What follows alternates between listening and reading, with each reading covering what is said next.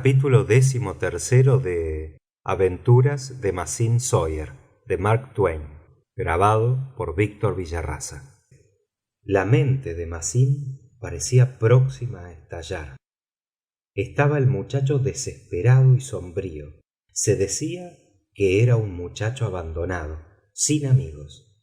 Nadie le amaba. Cuando no le tuviesen entre ellos, acaso lo sintieran. Él había tratado de hacerles bien, pero no se lo permitieron. Solo trataban de hacerle a un lado, de desembarazarse de él. Pues bien, que no se lamentaran de las consecuencias. ¿Por qué se lamentarían? ¿Qué derecho tenían los que no eran sus amigos para quejarse? Sí, ellos lo habían llevado a tal extremo. Dejaría esta vida de crímenes. No había elección. Por este tiempo hallábase fuera de la plaza, y la campana de la escuela llamando a clase resonó en sus oídos.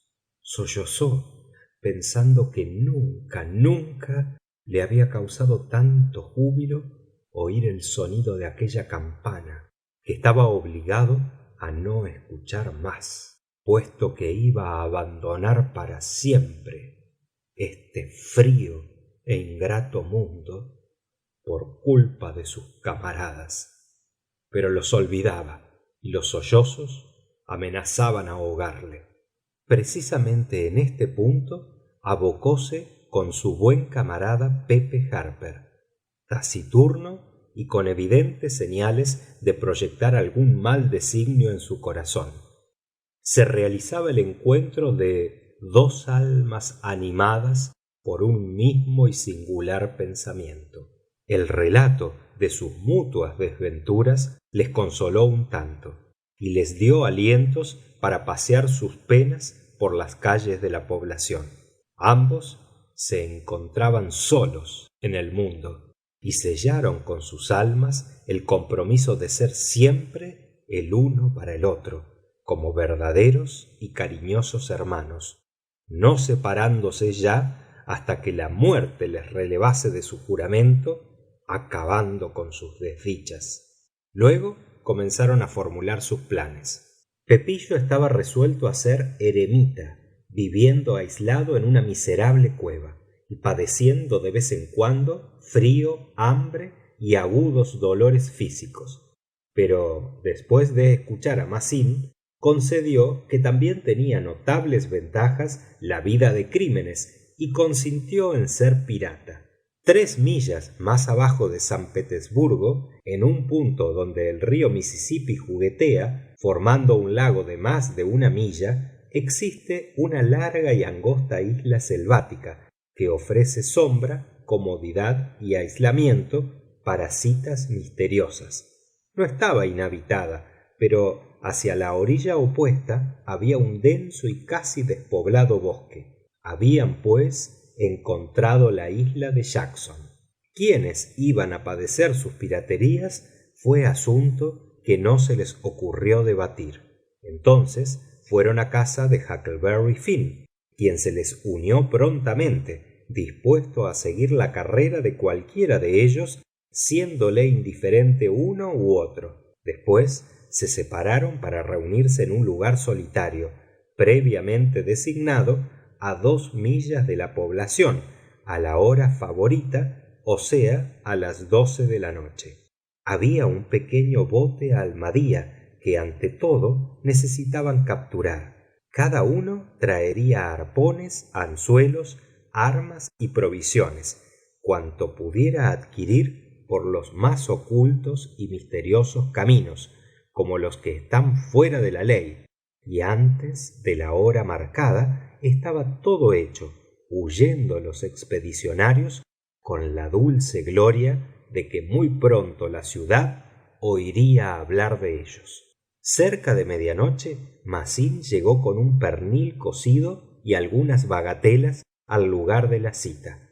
El gran río dormía como un océano, en reposo. Mazin escuchó un momento, pero ningún rumor turbó la absoluta tranquilidad que reinaba.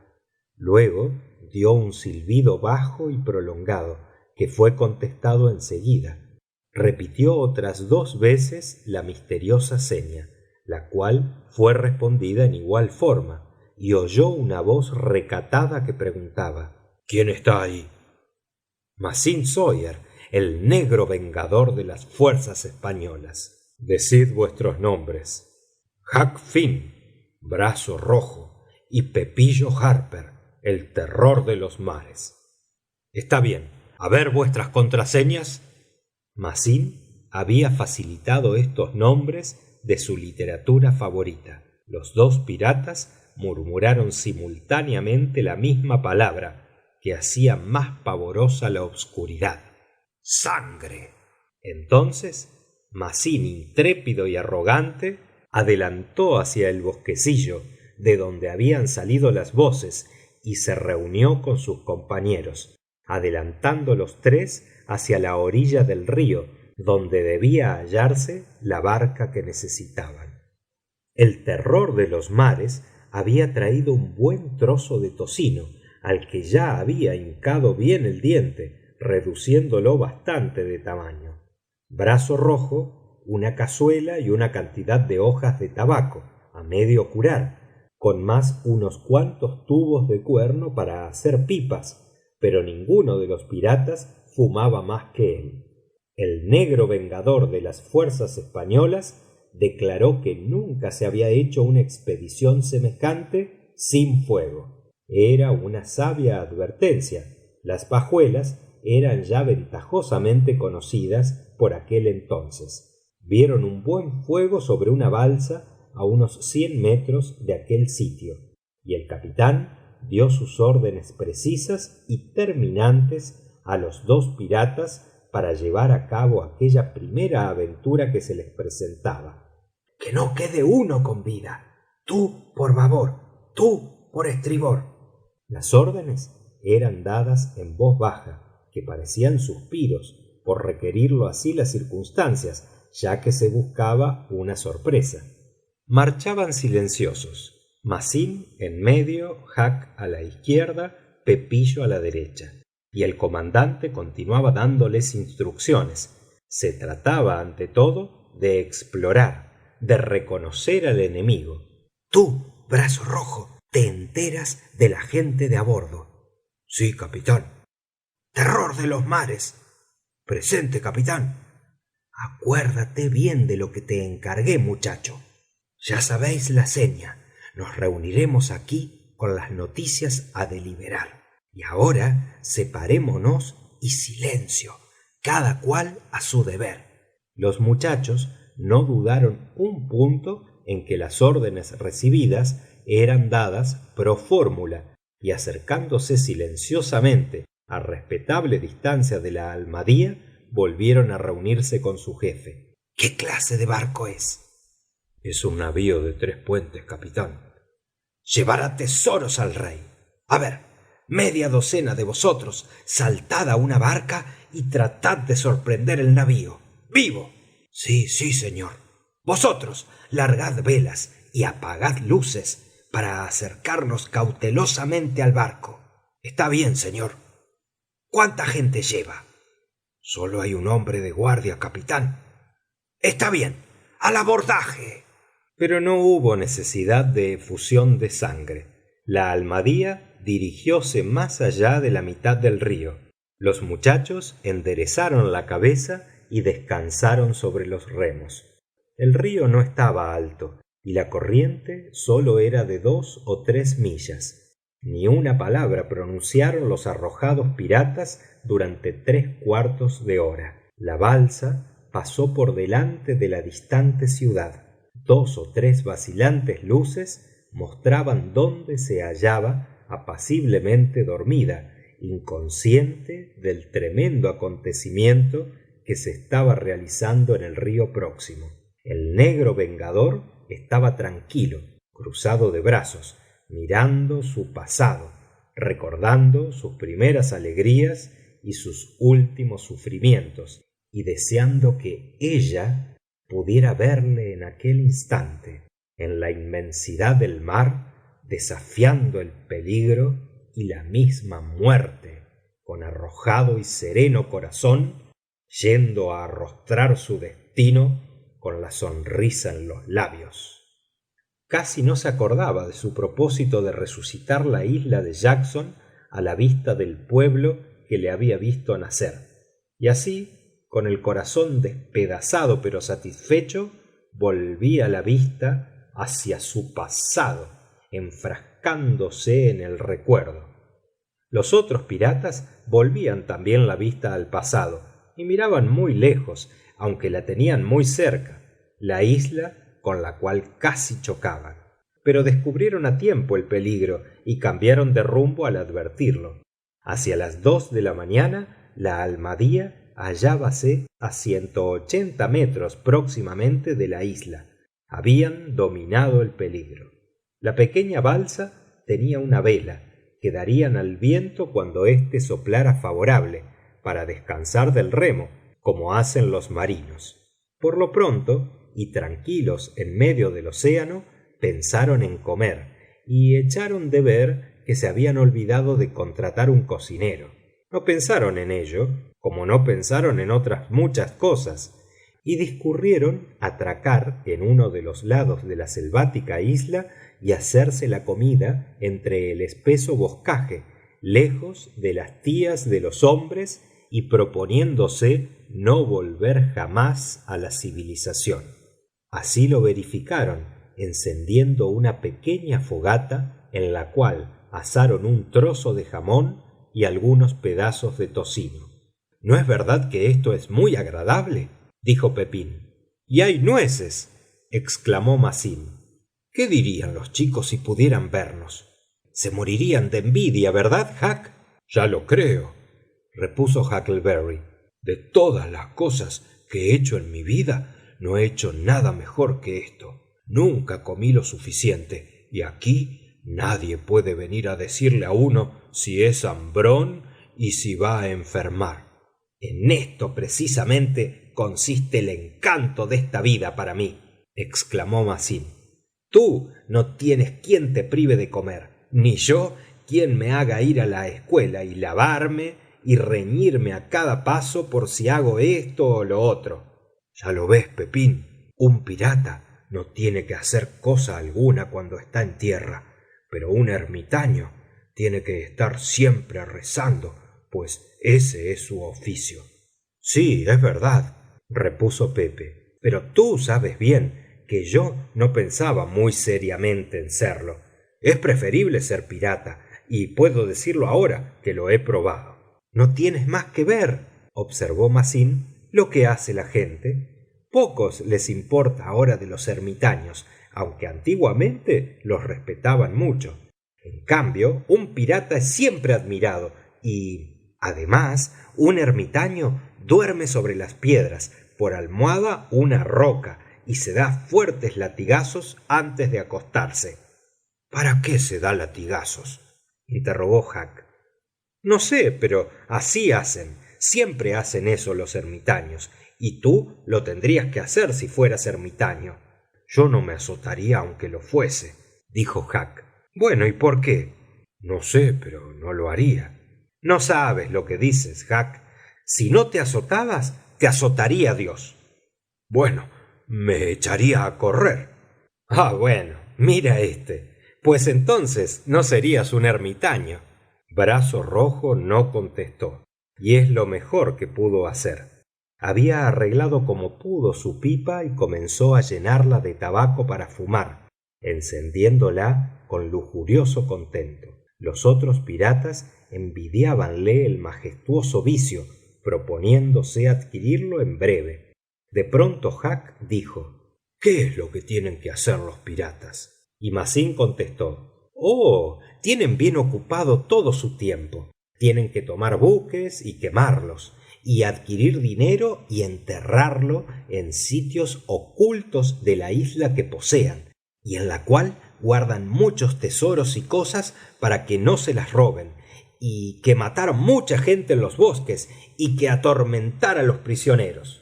—Y llevar las mujeres a la isla —añadió Pepín—. Los piratas no matan mujeres. —No —asintió Massim—, no matan mujeres. Son demasiado nobles para matarlas.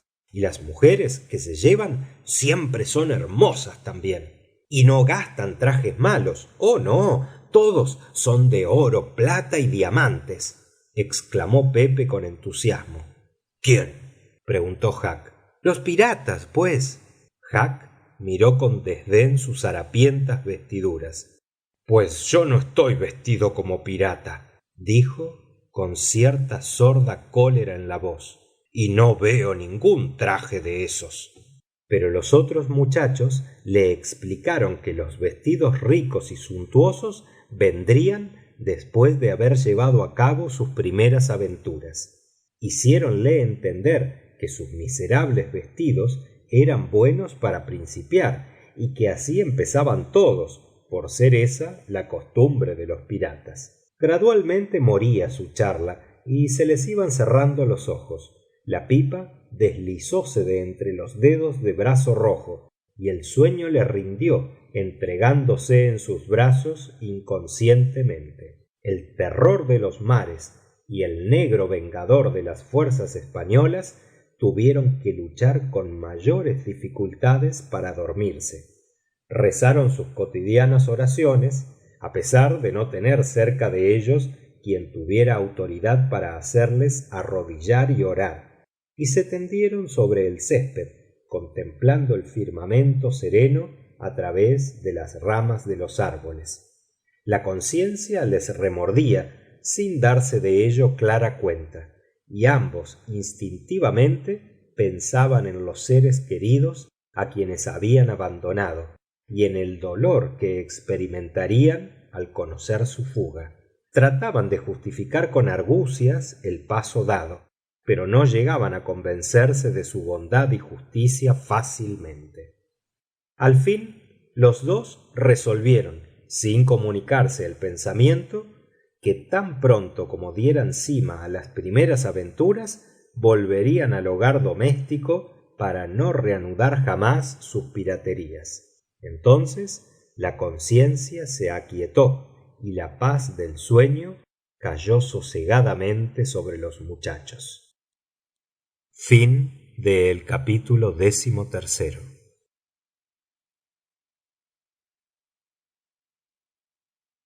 Capítulo 14 de Aventuras de Mazín Sawyer, de Mark Twain. Grabado por Víctor Villarraza. Cuando a la mañana despertóse Mazín, sorprendióse de verse en aquel sitio.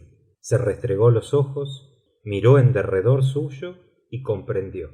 El césped estaba húmedo y una deliciosa sensación de reposo y paz reinaba en el silencio de la tranquila selva. Ni el movimiento de una hoja, ni el más insignificante murmullo turbaba la meditación de la naturaleza. Una blanca capa de ceniza cubría el fuego, y una ondulante cinta de humo azul se enroscaba en el aire. Pepín y Huck dormían aún. A lo lejos, en el bosque, comenzaban los rumores del despertar. Un pájaro llamaba, otro respondía. Gradualmente aumentaba la humedad del césped y las manifestaciones de la vida al despertar la naturaleza dormida, mostrando todas sus matinales espléndidas galas. Mazín despertó a los otros piratas, que en un minuto estuvieron de pie, y quitándose chaquetas y camisas, se llegaron a la orilla del lago, para lavarse con agua fría brazos, manos, cabeza y cuello, sin que nadie les obligara a este acto de aseo e higiene. Volvieron al campamento maravillosamente refrescados y restaurados y animosos. Muy pronto encendieron la hoguera y prepararon una nueva refacción. Huck halló un manantial de clara y fría agua, y los muchachos hicieron vasos de hojas de roble y descubrieron que el agua es una bebida excelente y agradable, que puede bastante bien sustituir al café. Mientras Pepín cortaba pedazos de tocino para el almuerzo, Mazín y Huck se acercaron a un remanso y echaron los anzuelos, y muy pronto obtuvieron como premio una provisión de pescado suficiente para una modesta familia. Nunca les había parecido el pescado tan exquisito. no sabían que el pescado fresco asado es lo mejor. Después de almorzar acostáronse a la sombra mientras Huck fumaba su pipa y resolvieron realizar un viaje de exploración por la selva. Se creían casi los monarcas del bosque y esperaban hallar sus coronas en cualquier encrucijada. Pronto emprendieron la ansiada expedición. A cada paso hallaban cosas deleitables, aunque no sorprendentes, porque los piratas no tienen casi de qué sorprenderse. Descubrieron que la isla tendría unas 3 millas de largo por un cuarto de milla de anchura, y que la playa se extendía contigua a un angosto canal de unas 200 yardas de ancho. Tardaron más de 1 hora en efectuar ese reconocimiento y llegaron de regreso al campamento ya a la tardecita. Tenían hambre de pescado y, satisfecho su apetito, comenzaron a conversar, mas su charla languideció y murió en breve. De pronto oyeron como campanadas de un reloj de torre, sin poder contar las horas. Luego el misterioso sonido se hizo más distinto y parecía obligarles a un reconocimiento. Los muchachos se pusieron de pie, se miraron uno a otro y cada cual anunció la actitud del que escucha atentamente. Prodújose un largo silencio y luego se oyó como el arrastre de una pesada cadena por el suelo, no lejos de los piratas. ¿Qué es esto?, suspiró Pepín. No sé, susurró Masín. ¿No será un trueno?, murmuró apenas Huckleberry. Un oscuro trueno. —¡Shh! —mandó Masín. Escucha y calla. Escucharon un tiempo que les pareció toda una época histórica y volvieron a oír el mismo misterioso ruido, que entonces les pareció más trueno que otra cosa. Hay que ir a ver. Pero no se movieron y siguieron escuchando. El ruido iba tomando distinta forma, digámoslo así. Ya sé lo que es, exclamó Masín. Deben ser algunos que se están ahogando. Eso es, afirmó Huck. Están haciendo lo que hizo el verano último Guillermo Turner cuando estuvo a punto de ahogarse. Disparan un cañón sobre el agua, se elevan a la superficie y flotan descansadamente un buen rato, pudiendo respirar y recobrar las fuerzas tomando unas rebanadas de pan. Algo he oído yo de eso, exclamó Pepe, pero me sorprendo mucho que pueda hacer el pan eso. Oh, no es tanto el pan como el estar arriba del agua, calculo yo. El calculador era Masín. Pues ellos no lo dicen así, dijo Huck. Yo les he oído que sin el pan... Bueno, ellos lo dirán porque les convenga. Por lo demás, nadie puede saber eso.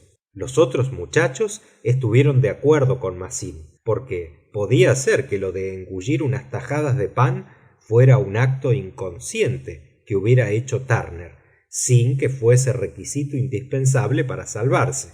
¿Sabéis lo que os digo?, exclamó Pepillo. Pues que yo desearía estar ahora allí. Y yo también, apuntó Masín. Y yo, dijo Huck, daría cualquier cosa por saber lo que es eso. Los chicos escucharon todavía. De pronto, una revelación se produjo en la mente de Masín, que exclamó: «Ya sé quién es el ahogado. Nosotros». Se consideraron como héroes en un instante. Quedaron mudos, semi orgullosos por su aventura y semi tristes por el riesgo. Sus corazones latían como si fueran a estallar. Las lágrimas asomaban a sus ojos. Cierto que su aventura metería gran ruido. Se hablaría de ella en toda la ciudad. Causaría la envidia de todos los muchachos, de todas las partes del mundo a donde se llegara a saber. Era hermoso, pero, después de todo, el ser pirata tenía sus contras también. Conforme avanzaba el crepúsculo, la barca volvió a su puesto y los esquifes desaparecieron. Los piratas regresaron al campamento, tranquilos ya y gozosos de que la pretendida inundación que temieron acabase con ellos se hubiera desvanecido. Envanecidos por el peligro corrido que su imaginación engrandecía poderosamente, cogieron pescados, hicieron la cena y cenaron, discutiendo luego acerca de lo que en el pueblo estarían pensando y hablando de ellos, recreándose en hacer una pintura de lo que acaecería, completamente favorable y halagüeña para ellos. Pero cuando las sombras de la noche cayeron sobre los piratas, dejaron gradualmente de hablar y se sentaron en el césped al lado del fuego, entregándose a sus pensamientos, que volaban en las mentes de Mazzini y Pepillo hacia el hogar doméstico abandonado. Ambos sentían la nostalgia de los parientes con quienes tan agraviados estaban el día anterior, y uno y otro temían que sus miradas revelasen el estado de sus almas. Jocelyn llegaba hasta encontrar estúpido que los otros mirasen tan mal el volver a la civilización. No volver de pronto y por el camino derecho, pero ya bien de noche, Huck principió a dar cabezadas y al poco roncaba. Pepillo imitóle en breve. Mazzini tendióse y permaneció inmóvil por algún tiempo, vigilando a sus dos camaradas. Al fin levantóse con precaución sobre sus rodillas y escudriñó toda la extensión del bosque que alcanzaba a alumbrar la vacilante luz de la hoguera. Cortó e inspeccionó cuidadosamente unas grandes hojas de un sicomoro próximo y finalmente eligió dos que le parecieron las mejores. Después arrodillóse al lado del fuego y, lleno de pena, escribió algo sobre cada una de ellas con su propia roja sangre, rollando una de ellas y metiéndola en el bolsillo de su chaqueta, y poniendo otra en el sombrero de Pepillo, que colocó a alguna distancia del suyo, y metió también en el sombrero de su amigo ciertos tesoros escolares de casi inestimable valor, entre ellos un pedazo de clarión, una pelota, 3 anzuelos y una bolita que parecía, y casi seguramente era, de cristal. Entonces, con grandes precauciones, comenzó a alejarse por entre los árboles, hasta que comprendió que se hallaba fuera del alcance auditivo de sus compañeros, y en tal punto echó a correr con toda su fuerza hacia la playa. Fin del capítulo 14.